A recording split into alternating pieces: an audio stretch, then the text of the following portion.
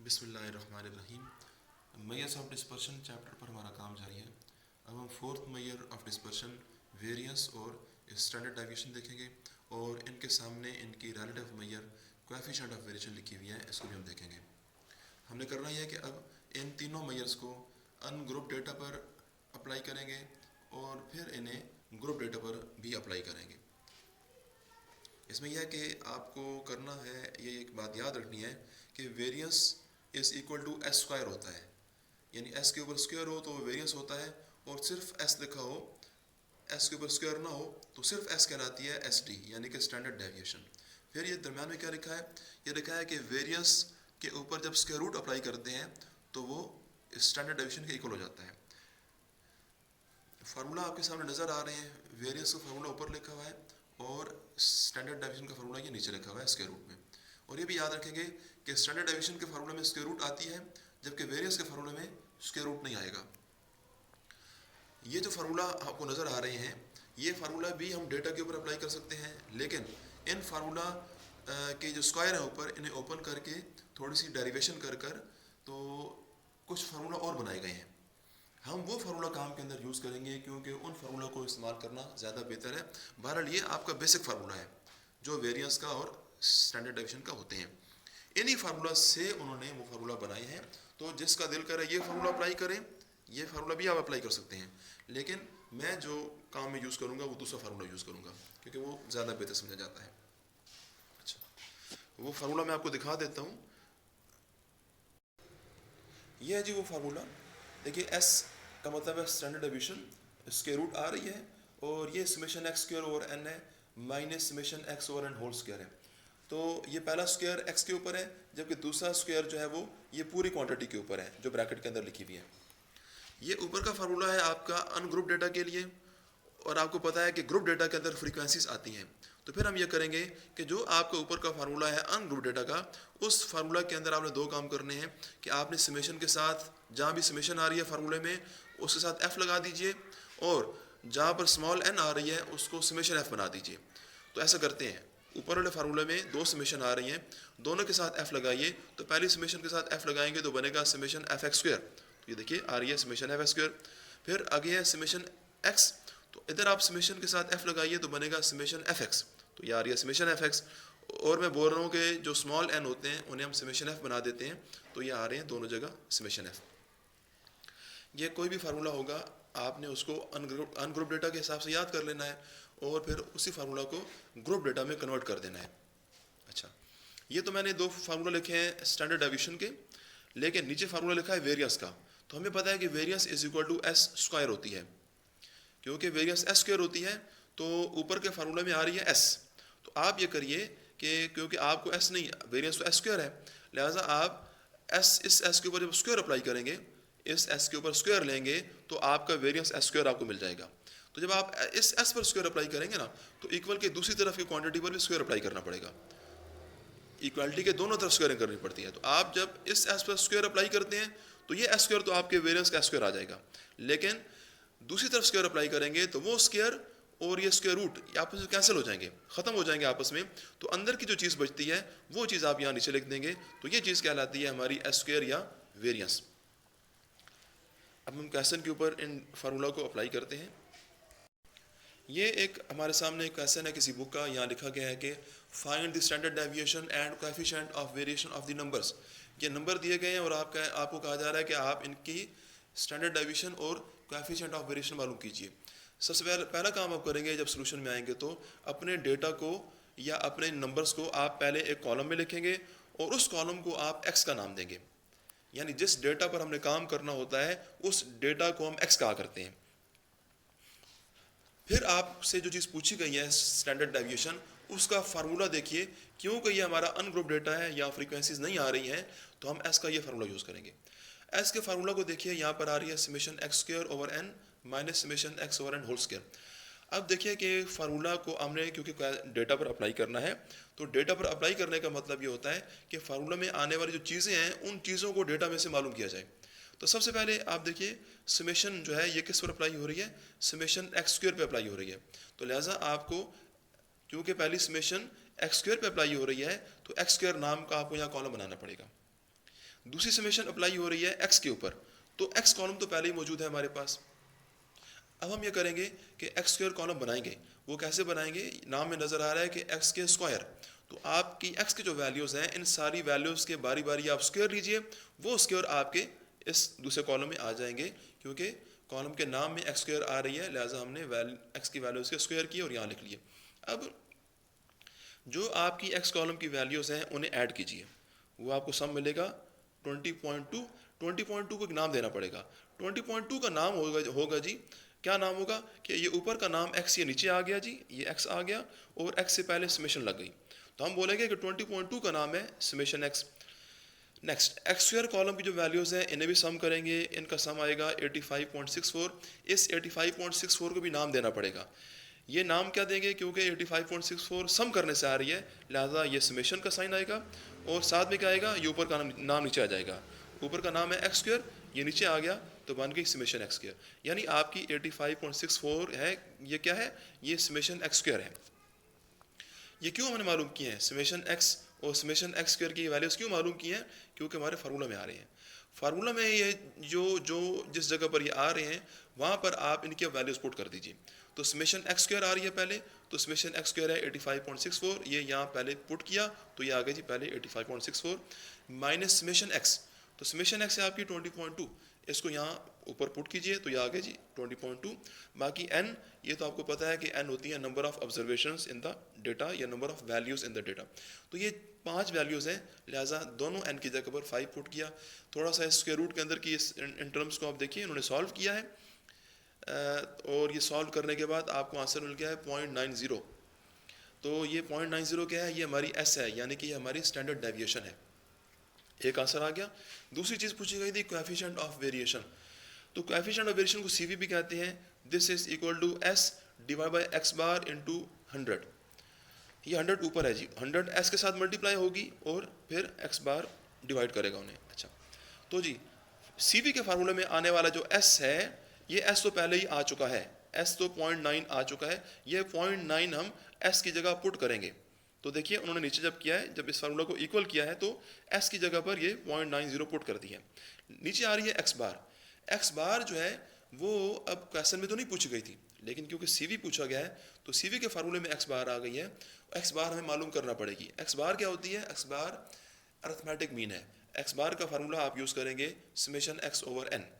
तो summation x ये पहले आई हुई है 20.2, ये उस बंदे ने ऊपर पुट किया है, n 5 है, इन्हें सॉल्व किया 4.04, ये x बार की वैल्यू आ गई है 4.04। इस x बार की वैल्यू को ये जो CV के फार्मूले में x बार की जगह बनती है वहाँ ये पुट कर दिया 4.04। इन्हें डिवाइड करें और जो आंसर आएगा उसको 100 से मल्टीप्लाई करें, आपको आंसर मिलेगा 20.28। यहाँ पर हमने याद रखना है कि CV के फार्मूले में वैल्यूज पुट करने के बाद जो हमें आंसर मिलता है उस आंसर के साथ हमने खुद से परसेंटेज का साइन लगा देना है। फिर अब अगर इसी डेटा पर हमें यह कहें कि आप वेरिएंस भी मालूम कीजिए, तो वेरिएंस को आपने अलग से फार्मूला अप्लाई नहीं करना। आपने ये करना है कि जो आपकी S यानी स्टैंडर्ड डेविएशन का आंसर आया हुआ है 0.90, हमें पता है कि स्टैंडर्ड डेविएशन का स्क्वायर लें तो वेरिएंस बन जाता है। तो आप ये करिए कि स्टैंडर्ड डेविएशन की जो आंसर आया है 0.9, इसका स्क्वायर कीजिए तो इसका स्क्वायर आएगा 0.81। तो ये 0.81 आपका वेरिएंस होगा, यानी S की वैल्यू जो आती है, हम S का जब स्क्वायर करते हैं तो फिर वेरिएंस बन जाता है S, यानी स्टैंडर्ड डेविएशन फिर वेरिएंस बन जाती है। तो आपकी S की वैल्यू 0.9 है तो S का स्क्वायर क्या हो जाएगा, 0.9 का स्क्वायर, वो 8.81 है। तो क्योंकि ये 0.81 S स्क्वायर है तो S स्क्वायर वेरिएंस होती है, यानी हमें वेरिएंस का अलग से फार्मूला अप्लाई नहीं करना है, बल्कि स्टैंडर्ड डेविएशन के आंसर का ही स्क्वायर कर देना है। अब हम ये करते हैं कि जो काम अभी आपने अनग्रुप डेटा पर देखा है, यही चीज़ें अब हम ग्रुप डेटा पर मालूम करते हैं वहाँ पर कैसे होंगी। ये जी मेरे सामने एक ग्रुप डेटा है, ये इसमें वेरिएट के नीचे क्लासेस बनी हुई हैं और साथ में ये तीसरा कॉलम है फ्रीक्वेंसी कॉलम। हमें क्वेश्चन जो मेन क्वेश्चन था हमारा, उसके अंदर ये पहला कॉलम और ये थर्ड कॉलम ये दिए हुए थे, ये सेकंड कॉलम दिया हुआ नहीं था। सेकंड कॉलम हमने खुद बनाना होता है। ये क्यों बनाना है सेकंड कॉलम, ये भी आप देख लेंगे, लेकिन अभी आपको पता होना चाहिए कि क्लासेस दी हुई थी, यानी फर्स्ट कॉलम दिया हुआ था और ये थर्ड कॉलम फ्रीक्वेंसी दिया हुआ था। तो क्योंकि ये डेटा फ्रीक्वेंसी की फॉर्म में है, लिहाजा ये डेटा हमारा ग्रुप डेटा है। तो अब ग्रुप डेटा के ऊपर हमने स्टैंडर्ड डेविएशन और उसकी सीवी देखते हैं कि कैसे आएगी। पहले हम फार्मूला देख लेते हैं जी कि ग्रुप डेटा के फार्मूला हमारे पास क्या है। ये जी मैंने अभी आपको दिखाया है कि फ्रीक्वेंसी वाले क्वेश्चन में यानी ग्रुप डेटा के अंदर हम एस का ये फार्मूला यूज़ करेंगे, यानी समेशन एफ एक्स स्क्वायर और समेशन एफ एक्स और ये ऊपर होल स्क्वायर है।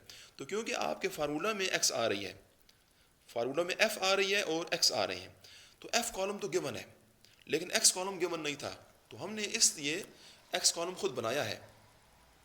ये इसलिए उस बंदे ने ये जो सेकंड कॉलम है ना, एक्स नाम है इसका, ये उसे खुद बनाया है। तो ये इसलिए बनाया है क्योंकि फार्मूला में एक्स आ रही है। तो ये पहली 47 कहाँ से आई है जी? 47 आई है जो पहली क्लास है, पहली क्लास की लोअर और अपर लिमिट्स जो है 45 और 49 इन दोनों को ऐड किया गया है और जो आंसर मिला है उस आंसर को 2 पर डिवाइड किया गया है, तो फिर हमें 47 मिल गया है। सिमिलरली 50 और 54 को ऐड करके 2 पर डिवाइड कीजिए, 52 आएगा और बाकी सारी क्लासेस भी जो हैं उनकी लिमिट्स को, दोनों लिमिट्स को ऐड कीजिए, 2 पर डिवाइड कीजिए, तो आपको एक्स की वैल्यूज़ वहाँ की मिल जाएंगी। अब जब एक्स कॉलम बन जाएगा और एफ पहले ही गिवन होगा, तो फिर आपने अब देखना है कि आपके फार्मूला में आपको कौन सी चीज़ें चाहिए। आपके फार्मूले में आ रही है एफ एक्स स्क्वायर, यानी समेशन अप्लाई हो रही है एफ एक्स स्क्वायर के ऊपर और दूसरी समेशन अप्लाई हो रही है एफ एक्स के ऊपर। तो हमने एफ एक्स कॉलम बनाना है और एफ एक्स स्क्वायर कॉलम बनाना है। इसलिए उस बंदे ने ये देखिए एफ एक्स और एफ एक्स स्क्वायर कॉलम बनाई है।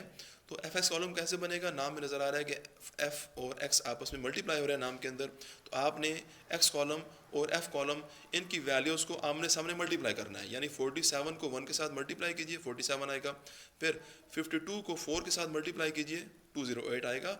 इसी तरह से सारी वैल्यूज़ आप आमने सामने मल्टीप्लाई करें, एफ एक्स कॉलम की वैल्यूज़ आ जानी है। नेक्स्ट एफ एक्स स्क्वायर, ये कैसे बनेगा? एफ एक्स स्क्वायर कॉलम जो है इसको बनाने के दो तरीके हैं। एक तो यह है कि क्योंकि यहाँ पर एफ है और साथ में एक्स का स्क्वायर है, तो एक्स स्क्वायर है, लिहाजा कुछ स्टूडेंट्स ये करते हैं कि नाम में क्योंकि हो रहा है कि एफ को और एक्स स्क्वायर, ये स्क्वायर सिर्फ एक्स के ऊपर है जी, तो वो ये करते हैं कि एक्स कॉलम की जो वैल्यूज़ हैं उन वैल्यूज़ के स्क्वायर करते हैं और स्क्वायर करके मल्टीप्लाई करते हैं एफ के साथ, क्योंकि नाम में आ रही है कि एक्स स्क्वायर और एफ आपस में ये मल्टीप्लाई हो रहे हैं। एक तरीका तो ये करते हैं, यानी कि एक्स कॉलम की सारी वैल्यूज़ जो हैं उनके स्क्वायर करिए और उनके स्क्वायर्स को सामने वाली फ्रीक्वेंसी के साथ मल्टीप्लाई करें, तो ये कॉलम बन जाता है। दूसरा तरीका यह है कि दूसरा तरीका जो हम लोग करते हैं वो ये है कि अगर आप देखिए कि एफ एक्स लिखा हुआ है ऊपर, एफ एक्स और ये एक्स और एफ एक्स, अगर इन नामों को आपस में मल्टीप्लाई करें, जिस तरह मैथमेटिक्स में होती है ना, a into a b is equal to a square b, तो अगर आप उस तरह से ये देखिए कि x और fx अगर ये दो नाम आपस में मल्टीप्लाई हों तो x और ये x हो जाएगा x का स्क्वायर, तो आपको x स्क्वायर चाहिए, और जहाँ पर सिर्फ एक f है यहाँ f नहीं है, तो लिहाजा x और fx जब मल्टीप्लाई होते हैं आपस में ये नाम, तो हमें मिलता है fx स्क्वायर। तो यानी हम ये करेंगे कि हम x कॉलम की वैल्यूज़ और fx कॉलम की जो वैल्यूज़ हैं इन्हें आमने सामने मल्टीप्लाई कर देंगे, यानी 47 को 47 के साथ मल्टीप्लाई करें, आपको यहाँ आंसर मिल जाएगा, फिर 52 को 208 के साथ मल्टीप्लाई करें, यहाँ आंसर मिल जाएगा। तो एफ एक्स स्क्वायर कॉलम बनाने के दो तरीके हैं, आपका जिस तरह दिल करे आप कीजिए। जब ये कॉलम बन जाएंगे तो फिर एफ कॉलम का सम कीजिए, 120 आएगा, इसका नाम हो जाएगा summation F. F x column का सम कीजिए, वो आएगा 8140, इसका नाम हो जाएगा समेशन एफ एक्स। क्यों? ये ऊपर के नाम नीचे आ जाएंगे, साथ समेशन लग जाएगी। इसी तरह से एफ एक्स स्क्वायर कॉलम का सम कीजिए, वो ये आ रही है क्वांटिटी, इसका नाम हो जाएगा समेशन एफ एक्स स्क्वायर। अब ये जो तीनों सम आ रहे हैं ना, यही तीनों सम हमारे इस फार्मूला के अंदर आ रहे हैं। इन फार्मूला के अंदर जहाँ इनकी जगह बनती है वहाँ पुट कीजिए और सॉल्व कीजिए, आपका एस का आंसर आ जाएगा। उस बंदे ने सॉल्व किया, मैं दिखा देता हूँ। उन्होंने ये देखिए, उन्होंने एक नया काम किया है कि उन्होंने एफ एक्स स्क्वायर तो ऊपर लिखी है, लेकिन स्मॉल एन को समेशन एफ नहीं लिखा है। तो ये लेकिन मैंने यहाँ नीचे लिख दिया है कि where small n is equal to summation f. फार्मूले में आने वाला जो स्मॉल एन है इसका मतलब समेशन एफ ही होता है। तो बाहर देखिए, जब वैल्यू पुट किया ना उन्होंने, तो वैल्यू उन्होंने 120 पुट की है, तो 120 समेशन एफ की वैल्यू है।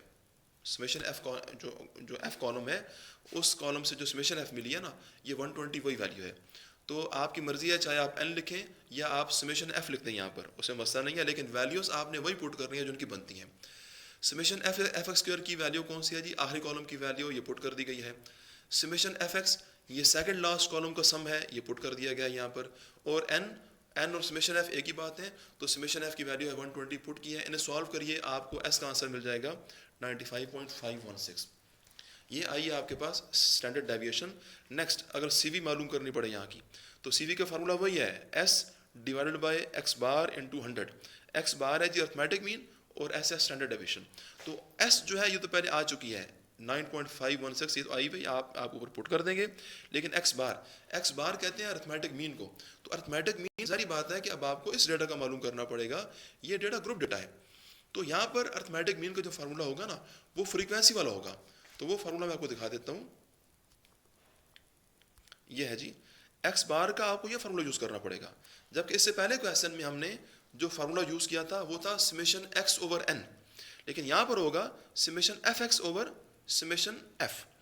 तो ऊपर का जो समेशन एफ एक्स है ये क्या है जी, ये आया हुआ है ये वाला सम, ये समेशन एफ एक्स डेटा में से आया हुआ होगा 8140। ये 8140 आप ऊपर लगा देंगे। और समेशन एफ आपकी है जी, ये है जी 120। तो 120 आप यहाँ नीचे पुट कीजिए, इन्हें डिवाइड कीजिए तो आपको एक्स बार का आंसर मिलेगा। ये एक्स बार आपने यहाँ पुट कर देनी है, नीचे पुट कर देनी है, और एस की वैल्यू ऊपर होगी ये 9.51। इन्हें डिवाइड कीजिए आपस में और 100 से मल्टीप्लाई करें तो आपको सीवी का आंसर भी मिल जाएगा। ओके जी, अल्लाह हाफिज़।